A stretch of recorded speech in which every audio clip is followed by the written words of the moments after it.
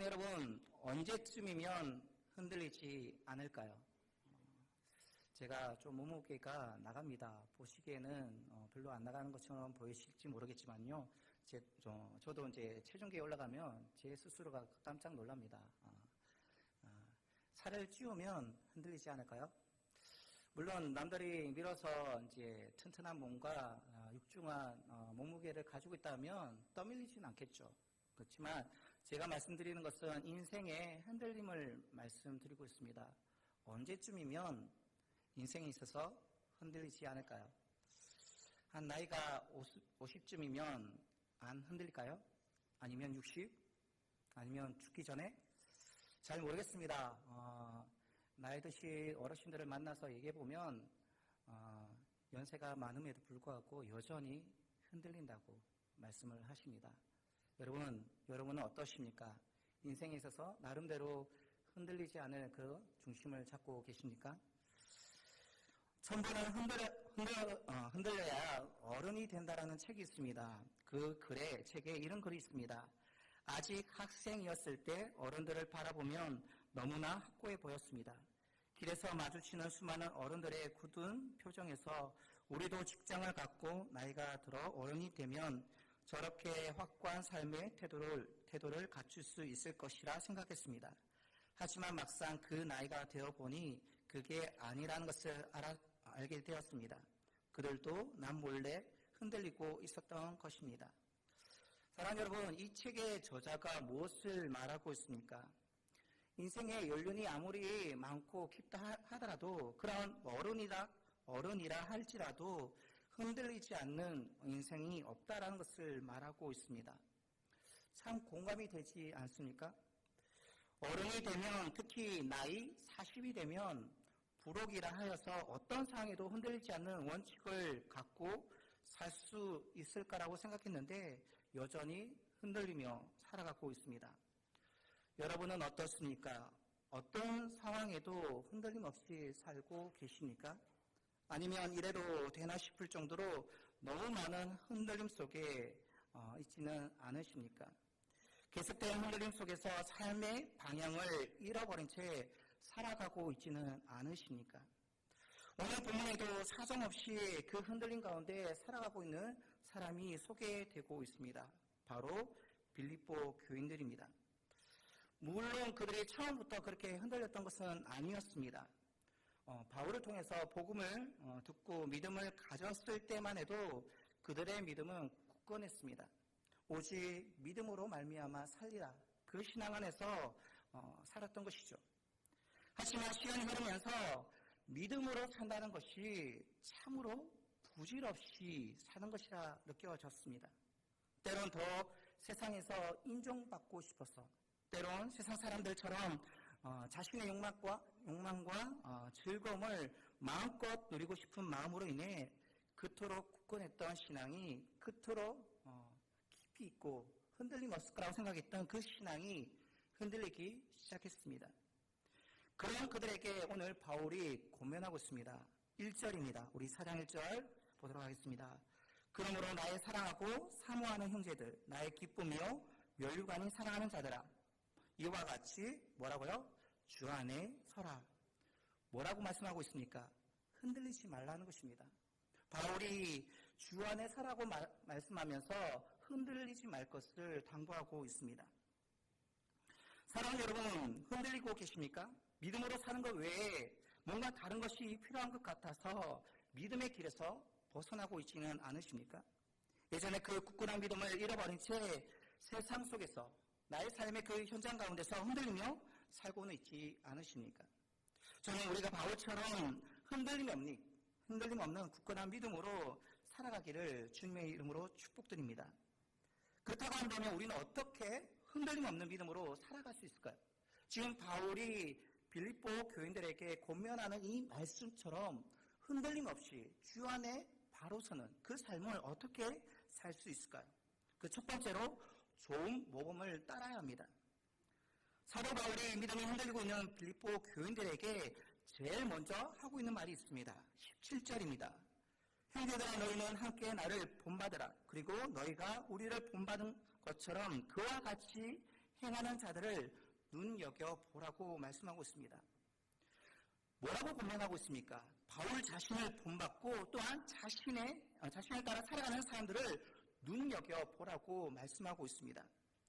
그런데 여러분, 자신을 본받으라니요. 바울이 좀 교만해진 것일까요? 많은 교회를 세우다 보니까 사람들의 인기와 사람들의 어떤 영광을 누리게 되어지니까 교만해진 것입니까? 그래서 자신을 본받으라고 얘기하고 있는 것일까요? 바울은 우리가 알다시피 정말로 겸손한 사람이었습니다. 다른 서신서에서 보면 그가 자신을 이렇게 표현하고 있습니다. 에베소서 3장 8절에서 9절입니다. 모든 성도 중에 지극히 작은 자보다 더 작은 나에게 이 은혜를 주신 것은 측량할 수 없는 그리스도의 풍성함을 이방인에게 전하게 하시고 영원부터 만물을 창조하신 하나님 속에 감추어졌던 비밀의 경륜이 어떠한 것을 드러내게 하려 하십니다. 뭐라고 표현하고 있습니까? 자신에 대해서 뭐라고 얘기하고 있죠? 지극히 작은 자라고, 누구보다도 작은 자라고 얘기하고 있습니다.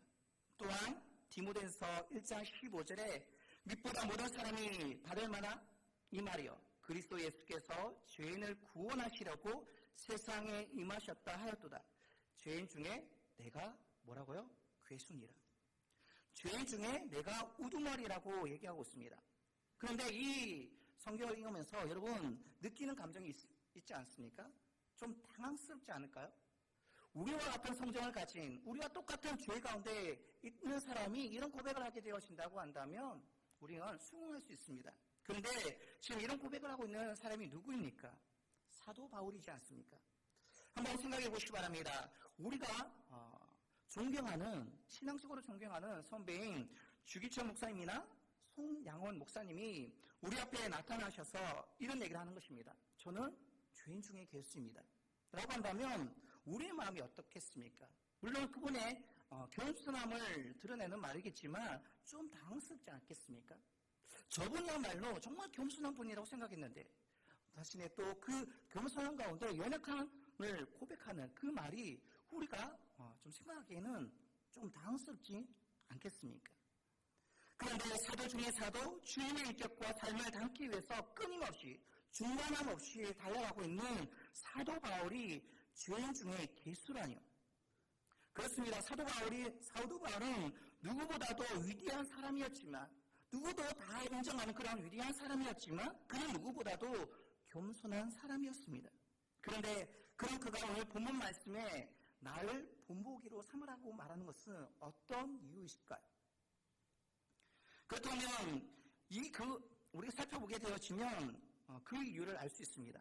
그만큼 빌립보 교인들이 신앙 안에서 흔들리기 때문에 사도 바울이 이런 권면을 하고 있는 것이죠.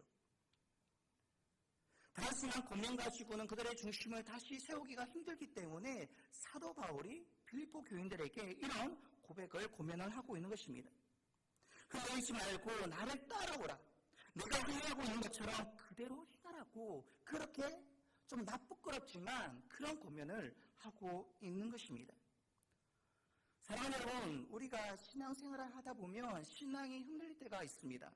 그때 누군가를 바라볼 수 있는 믿음의 모델이 있다고 한다면 얼마나 좋겠습니까? 쉽지 않은 직장생활을 하던 한 남자 집사님이 계셨습니다. 어려움 중에도 믿음으로 살아보려고 노력했던 아주 믿음이 귀한 집사님이셨습니다. 하지만 아무리 노력해도 변화되지 않는 상황, 되지 않는 자기 자신을 바라보며 너무 실망한 나머지 갑자기 믿음으로 사는 것을 포기하고 싶어졌습니다. 이런 상황에서 믿음으로 사는 것이 무슨 소용이 있어 하며 그런 절망 가운데 있었습니다. 그런데 그때 이분의 머릿속에 갑자기 생각나는 것이 하나 있었습니다. 그것은 하나님의 말씀이 아니라 자신과 비교할 수 없는 시련과 고난 속에서 믿음으로 살아가는 한 집사님의 삶이, 그 모습이 떠올랐던 것입니다. 순간 그분은 그런 상황에서도 하나님을 예배하며 믿음으로 기뻐하며 사는데 내가 지금 뭐 하고 있는가라는 생각이 든 것입니다. 그래서 다시 믿음을 다잡고 신앙 가운데 살았던 그런 고백이 있었습니다. 사랑하는 여러분, 고난으로 인해서 힘들 때마다, 아니 여러 가지 상황으로 힘들 때마다 우리에게 중요한 것은 무엇입니까? 하나님 말씀입니다. 변치 않는 하나님 말씀이 너무나도 중요합니다. 아니 우리의 삶 가운데 필요합니다. 하지만 신앙생활을 하다 보면 때로는 그 말씀이 들려지지 않을 때가 있습니다. 아무리 좋은 말씀이라 할지라도 그것이 기억나지 않고 들려지지 않을 때가 있습니다. 그때 우리에게 필요한 것은 무엇입니까? 그것은 그런 고난과 역경, 세상의 유혹 속에서도 흔들리지 않고 오직 믿음으로 걸어가는 믿음의 좋은 모델이 아니겠습니까? 사랑하는 여러분, 그런 믿음의 모델을 쫓아가시기 바랍니다. 그래서 삶이 흔들릴 때마다 내 옆에 계시는 그 믿음의 좋은 모델을 통해서 힘을 얻으시기를 바랍니다. 한 달 더 나아가 우리가 어떻게 흔들림 없는 신앙을 가지고 살아갈 수 있을까요? 앞서 우리는 좋은 모델을 따라야 된다고 말씀드렸습니다. 두 번째로 잘못된 모델을 멀리해야 합니다. 우리가 좋은 모델을 또 우리 마음 가운데 품고 그것을 위해서 살아가기를 힘써야 되겠지만 또 우리가 좋지 않은 모델을 우리 삶 가운데 배제하고 그것을 따라가지 않기 위해서 힘써야 되는 것이죠. 사랑하는 여러분, 교회 안에 부인할 수 없는 현실이 한 가지 있습니다. 그것이 무엇이냐면 안타깝게도 교회라고 해서 좋은 모범만 있다는 사실이 아니라는 것입니다. 아니 오히려 따라가지 말아야 할, 즉 잘못된 본을 보이는 사람들이 적지 않게 교회 가운데 있다는 사실입니다. 그것이 우리의 현실이죠. 우리 교회에서 나도 저번처럼 끝까지 믿음으로 살고 싶다. 저번처럼 모든 예배의 자리를 지키고 저번처럼 순종하며 저번처럼 기도하고 저번처럼 찬양하며 저번처럼 복음 전하고 싶다. 라는 그런 분을 찾으셨습니까? 사랑하는 여러분, 그런 분이 우리 교회 가운데 많이 숨겨져 계십니다. 그분들을 잘 눈여겨보시기 바랍니다. 그리고 그분을 모델 삼아서 따라 살아가시기 바랍니다. 그분처럼 모든 예배를 소중히 여기시기 바랍니다. 그분처럼 순종하시기 바랍니다. 그분처럼 기도하시고 그분처럼 찬양하시고 복음을 전하시기 바랍니다. 하지만 안타깝게도 빌립보 교인들은 그 잘못된 모범을 따라가고 있었습니다. 좋은 모범만 따라가는 것이 아니라 좋지 않은 모범을 따라가면서 그 신앙을 버리고 흔들리고 있다는 것이죠. 그 잘못된 모범으로 인해서 그들의 믿음은 올바른 길에서 벗어나 흔들리고 있었습니다. 왜 좋은 것 따라가기도 힘든데 왜 잘못된 것을 단번에 따라가고 있는 것일까요? 그때는 빌립보 교인들이 따라간 잘못된 모범은 어떤 사람이었을까요? 두 가지가 오늘 본문 가운데 나오고 있습니다. 그 첫 번째가 무엇이냐니까 유대주의자들입니다. 그런 내용으로 구원한다는 기독교의 신앙을 교묘하게 흔들어 놓았습니다. 복음을 인정하는 것 같으면서도 그것만으로 안 된다고 얘기하는 것이죠. 그 가운데 율법이라는 것을 더 추구하여서 그것을 행하였지만 참된 구원을 이루어낼 수 있다라고 가르치는 것이었습니다. 그럼 이것은 다른 진리입니까? 전혀 아닙니다. 이것은 기독교가 아닙니다. 기독교에서의 구원은 오직 하나님의 은혜로 주어지는 믿음으로만 주어지는 것입니다. 그것은 우리에게 있어서 행위는 구원의 조건이 아닙니다. 무엇입니까? 구원받은 하나님의 사람으로서의 결과인 것이죠. 삶의 열매입니다. 그런데 빌립보 교인들은 중에 적지 않은 사람들이 이 유대주의자들의 그런 어떤 말로 인해서 그 신앙이 바울로 통해서 받았던 그 신앙이 그 복음을 받아들이지 못하고 흔들리고 있었던 것입니다. 그것은 단순히 그 시대 당시의 문제로만 끝나는 것이 아니라 오늘날에도 마찬가지입니다. 교회 안에 보다 율법적이고 보다 도덕적이지만 다른 사람들을 판단하고 정죄하면서 믿음을 흔들어 놓는 그런 사람들이 적지 않게 우리 가운데 있다는 사실입니다. 그런 사람들이 잘못된 모범입니다. 그리고 본문 말씀을 보면 빌립보 교인들을 더 심하게 흔들어 놓은 한 부류의 사람이 나오고 있습니다. 그들이 누구일까요? 18절입니다. 내가 여러 번 너에게 말할 거니와 이제 눈물을 흘리며 말하노니 여러 사람들이 그리스도의 십자가의 원수로 행하느니라. 이들이 빌립보 교인들의 신앙을 얼마나 자주 흔들어 놓았으면 사도 바울은 빌립보 교인들에게 한 번으로 끝나는 것이 아니라 여러 번 말했다라고 기록하고 있습니다. 심지어 그들은 십자가의 원수라고, 단순히 그들을 배척하고 그런 나쁜 사람이라고, 그들은 죄인이라고 말하는 것이 아니라 십자가의 원수라고 명칭하고 있습니다. 도대체 이들은 누구일까요? 바로 율법 폐기론자, 반도덕주의자들입니다. 예수께서 십자가에서 우리의 모든 죄를 사하셨기 때문에 어떻게 살아도, 이제는 어떻게 살아도 상관없다. 나중에 천국에 가서 다 변화되게 될 것이라고 가르쳤던 그러한 사람들입니다. 사랑하는 여러분, 혹시 우리 가운데 그런 잘못된 진리를 받아들이고 있는 분이 계십니까? 회의로 구원받는 것은 아니지만 은혜로 인해서 변화되어진 믿음으로 말미암아 구원받은 사람들의 모습은 달라지게 되어 있습니다. 그 크신 은혜를 받은 우리가 어떻게 예전과 옛사람과 동일하게 살아갈 수 있겠습니까? 우리 안에 역사하시는 성령 하나님으로 말미암아 우리는 달라지게 되어 있다는 사실입니다. 그러나 믿음으로 살던 빌립보 교인들은 반도덕주의자들을 부러워하기 시작했습니다. 그들로 인해서 신앙이 흔들리기 시작했던 것이죠. 왜요? 그들의 삶이 꽤 좋아 보였거든요. 19절입니다.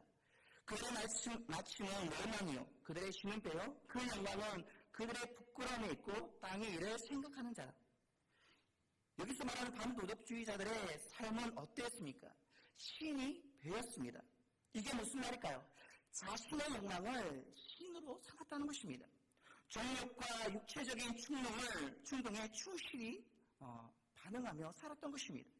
먹고 싶은 것을 다 먹고 사고 싶은 것을 다 사고 하고 싶은 것을 다 하며 다 누리며 살아갔던 그런 사람들이었습니다. 사랑하는 여러분, 부럽지 않습니까? 빌립보 교인들은 그것이 부러웠습니다. 그들처럼 이 땅에서 한번 하고 싶은 대로 한국뿐인 일상 그들과 같이 다 하고 싶었던 것입니다. 어찌 그런 마음이 우리에게 없겠습니까? 그러나 사도 바울은 말합니다. 그들의 마침은 멸망이라고, 그 영광은 부끄러움이 있다라고 얘기하고 있습니다. 사랑하는 여러분, 이 땅에서 호의호식하며 살아가는 사람들, 이 땅에서 자신의 욕망대로, 욕심대로 당하며 살아가는 사람들, 그 사람들을 자신의 삶의 모델로, 본으로 삼아서는 안 됩니다. 그들의 마침은 멸망이라고 분명하게 우리에게 말씀해주고 있습니다. 그들의 자랑은 마지막 날에 주님 앞에 섰을 때 부끄러움이라고 분명히 말씀해주고 계십니다. 사랑하는 여러분, 어떤 세상의 어떤 부귀영화에도 흔들리지 않고 주님께서 우리에게 주신 그 믿음으로 말미암아 바른 믿음을 가지고 바른 삶의 무대이신 주님을 본받아 살아갈 수 있는 저와 여러분 되시길 바랍니다. 마지막으로 우리가 어떻게 흔들림 없는 신앙으로 살아갈 수 있을까요? 그것은 철저한 종말론적인 신앙, 즉 마라나타 신앙으로 우리가 살아갈 때 그 신앙으로 살아갈 수 있습니다. 사랑하는 여러분, 마라나타가 무엇이죠? 어떤 의미를 가지고 있습니까? 주 예수여 어서 오시옵소서. 여러분, 이것이 우리의 신앙의 고백이 되어지기를 소망합니다. 청년들에게 이 고백을 함께하게 하면요, 싫어합니다. 왜 지금 그것을 고백하게 하느냐고. 다 누리고 다 해보고 그때 주님 오시면 안 되겠냐고 그렇게 얘기합니다. 사랑하는 여러분, 우리의 모습이 이렇지 않기를 소망합니다. 지금이라도 주님 오시옵소서. 그 믿음 가지고 살아갈 때 우리는 흔들리지 않는 거예요. 내가 가지지 못한 것, 누리지 못한 것을 가지기 위해서 아동바동 살아가는 것이 아니라 이 땅에 끝이 있다고. 주님 오시면 그 모든 것을 다 내려놓고 주님 앞에 설 수밖에 없다는 이 종말론적인 마라나타 신앙을 가지고 있을 때 우리는 흔들리지 않게 되는 것입니다. 사랑하는 여러분, 주님 오시기를 기다리십니까? 사도 바울은 이 신앙을 가지고 있습니다. 20절입니다. 그러나 우리의 시민권은 하늘에 있는지라 거기로부터 구원하는 자 곧 주 예수 그리스도를 기다린다라고 얘기하고 있습니다. 누구를 기다린다고 사도 바울이 고백하고 있습니까? 하늘로부터 오는 구세주 예수 그리스도, 나의 주님을 기다린다고 얘기하고 있습니다. 왜요? 그의 시민권이 이 땅에 있는 것이 아니라 하늘에 있는 것을 알았기 때문에 그렇습니다. 놀랍지 않습니까? 아시는 것처럼 당시에 수많은 사람들이 로마의 시민권을 가지기를 소망했습니다. 그런데 그것은 나면서부터 가지고 있었던 사도 바울이 그것을 고백하는 것이 아니라 하늘의 시민권을 말하고 있는 것입니다. 왜요? 그것이 가지기를 이 땅에 많은 사람들이 가지고 원하는 로마 시민보다 더 좋은 것을 알고 있었기 때문에 사도 바울은 그것을 고백하고 있는 것입니다. 이것은 이 땅에서 누릴 수 있는 가장 특권이 그 모든 것보다 더 위대한 것이기 때문에 비교할 수 없는 엄청난 권리를 가지고 있는 것이기 때문에 그런 고백을 사도 바울이 하고 있는 것입니다. 그런데 빌립보 교인들은 그런 시민권을 가졌음에도 불구하고 세상의 그 로마 시민권, 세상에 누리는 그런 것을 더 바라고 수많은 가운데 하늘의 시민권을 놓쳐버리고 있었던 것입니다. 그로 말미암아 그 신앙이 흔들리고 있는 것이죠. 이 땅에서 어떻게 하면 더 많은 것을 가질 수 있을까? 어떻게 하면 이 땅에서 더 많은 것을 즐길 수 있을까? 어떻게 하면 남들보다 더 높은 자리에 올라가서 즐기며 좋은 삶을, 남들이 부러워하는 삶을 살 수 있을까? 그 마음이 있었던 것입니다. 그래서 사도 바울은 오늘 본문에서 마음을 다해서 빌립보 교인들에게 말하는 것입니다. 하늘의 시민권을 가진 자답게 마라나타 주님 다시 오실 그날을 기다리며 굳건하게 곧 사라질 세상 것에 흔들리지 말고 마지막 날 우리의 낮은 몸을 주님 앞에 주님처럼 영광스럽게 변화시켜 주실 그날을 기다리며 믿음을 갖고 살아가자라고 얘기하는 것입니다. 사랑하는 여러분, 이 마라나타 신앙을 가지고 흔들리지 마시기를 바랍니다. 누군가의 삶에 좋은 모델이 될 수 있다면 그만큼 의미 있고 가치 있는 인생은 없을 거라고 생각되어집니다. 하지만 우리는 한 사람, 아니 우리 자녀에게조차 믿음으로 살라고 말하기가 쉽지 않은 그런 힘을 많고 연약한 인생입니다. 수많은 사람들에게 지금까지 좋은 모델이 된 사람이 있습니다. 그는 미국의 대각성 운동을 이끈 조나단 에드워즈와 영국의 종교개혁자 존 웨슬리, 현대 선교의 아버지라고 불리우는 윌리엄 캐리, 또 짐 엘리엇 등 수많은 믿음의 위인들에게 존경을 받고 영향력을 끼쳤습니다. 하지만 그는 굉장한 일을 한 사람이 아니었습니다. 오랫동안 주의 일을 감당하지 못했습니다. 21살에 개종하고 24살에 헌신하여 29살에 짧은 생애를 마쳐야만 했습니다. 그가 누구일까요? 종교의 청명을 마다하고 인디언 틈에서 폐결핵과 온갖 질병을 가지고 극한 외로움과 괴로움을 견디며 생애를 바친 데이비드 브레이너드입니다. 그는 그야말로 이름도 없이 빛도 없이 하늘의 시민권을 가지고 짧은 인생을 사는 그러한 사람이었습니다. 그가 떠나기 전, 이 세상을 떠나기 전에 자신의 신경을 이렇게 기록했습니다. 뭘 말할 수 없이 쇠약해 있었고 하루 종일 말없이 그냥 있는 것보다 나을 게 없었다.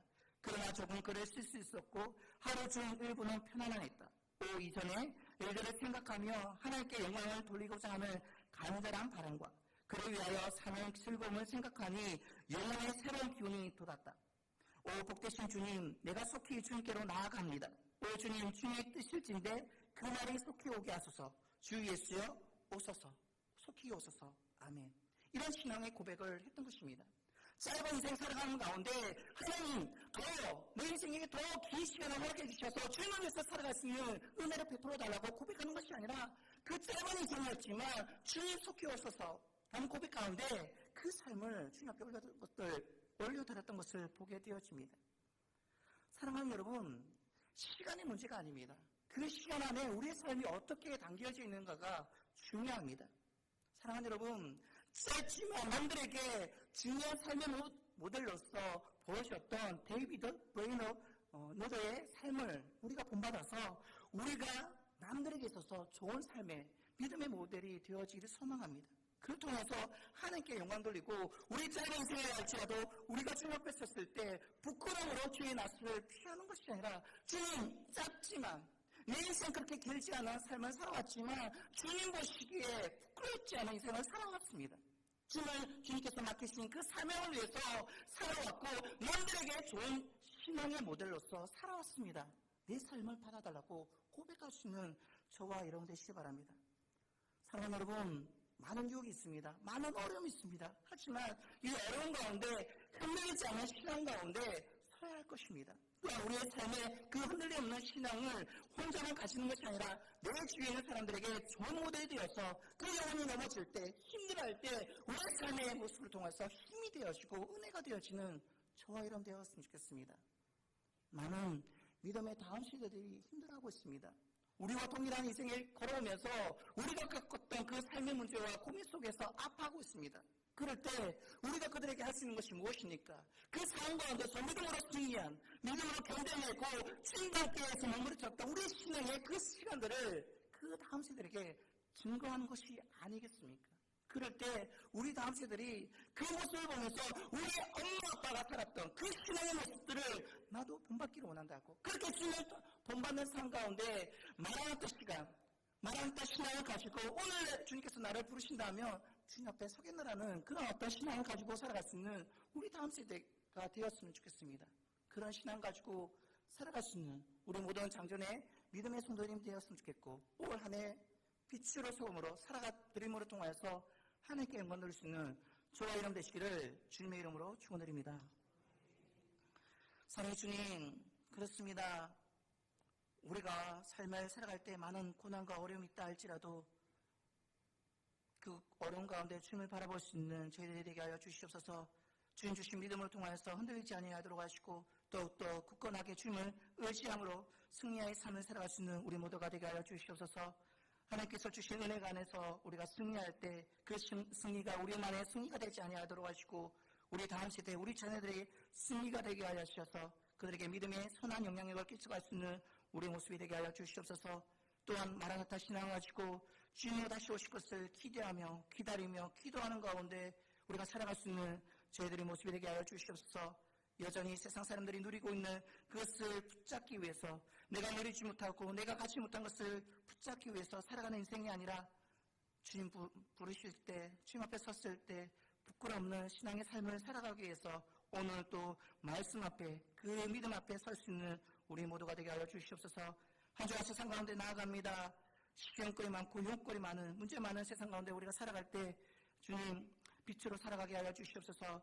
주님의 빛을 바라게 하셔서 어둠을 물리치며 주님의 소금으로서 진정한 맛을 낼 수 있는 우리 모두가 되게 하셔서 우리를 통해서 수많은 영혼들이 주께 돌아오게 하시고 하나님의 하나님 되심이 정말되어지는 우리 모두의 삶이 될 수 있도록 주께서 축복하여 주시옵소서.